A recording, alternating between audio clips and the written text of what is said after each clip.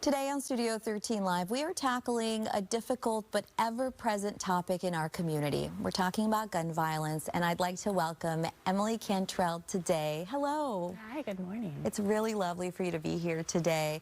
And we're actually digging deeper into the book, The Forgotten Survivors of Gun Violence, Wounded. And Emily, the gun violence numbers in our country, they are staggering. And no community is untouched. So I want to talk a little bit about your contribution to this book and your own story. Sure. So I would say it's been a journey to get here. Our country's deadliest shooting happened more than 6 years ago, and I wasn't sure what to do after that happened. I knew that I wasn't healing. I needed to find a way to heal, and so my way of healing was to get involved in advocacy work. And I started testifying down in Olympia each legislative session, and I realized the power of one voice representing all these other voices can have. And I became very vocal about gun responsibility. And that's when someone reached out to me on Twitter, said that she was thinking about putting this book together, and asked if I would be willing to contribute. Yeah, and it is a collection of 20 personal essays, people sharing their own stories. Do you feel able to share with us your experience? Absolutely. So I was in Las Vegas for the Route 91 Harvest Festival. It was one of my favorite weekends of the year, my third time attending, and it was that final night when a gunman decided to open fire on 22,000 concert goers. I've worked in TV news for almost 10 years. I've been through trainings, active shooter drills, but nothing can prepare you for something like that.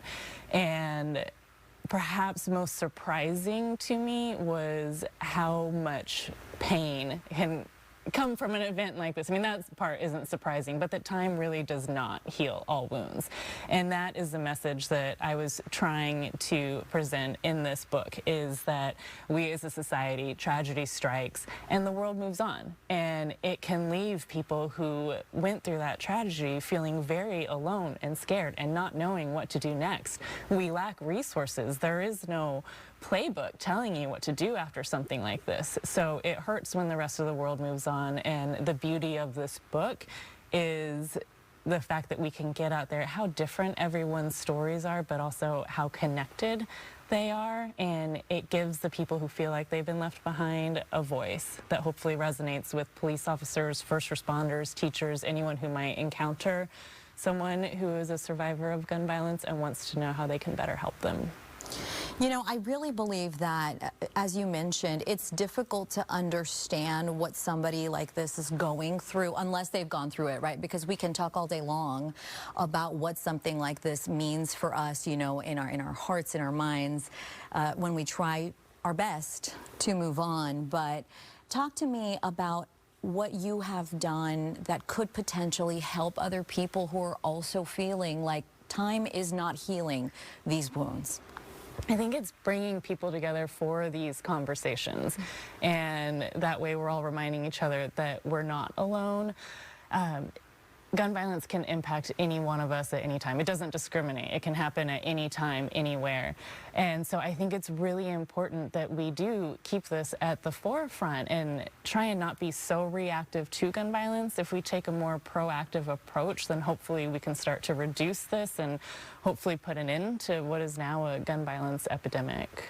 And I want to dig into the phrase gun violence a little bit more because, you know, oftentimes we think of these mass casualty events that are often reported on by the media, but gun violence comes in all shapes and sizes. We see it when it comes to, you know, to be very frank, self-harm. We see it within homes, within the family structure. Sometimes people are just out, you know, and something horrible happens in a smaller scale. But talk to me about the importance of acknowledging the different levels here, because they all have the same impact, even for a survivor. Yes, absolutely. So already this year, we're November 2nd, and already 35,000 people have been killed by gun violence this year. The majority of those is suicide by firearm.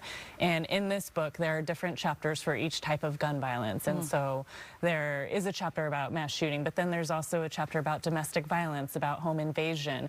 And so it gives you a glimpse into how you never know when something like this is going to happen.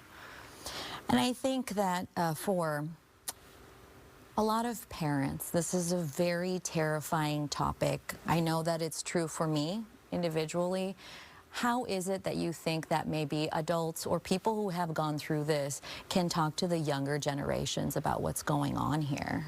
Oh, that is a tough one. I am not a parent. I do have a niece and nephew, though, and I'm thinking about them all of the time. I don't know if I have the answer to that question, but I would recommend to the parent to read this book. And actually, one of the co-editors, Lauren Kleinman, the book that she wrote before this one is called If I Don't Make It, I Love You. And it was about school shootings.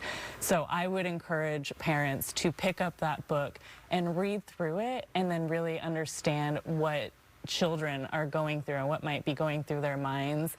And even though I'm not a parent, the one thing I would suggest is keeping an open dialogue and making sure that their children know that they can come to you with questions, or that they can cry, they can be scared, and also know that it's okay to not feel okay.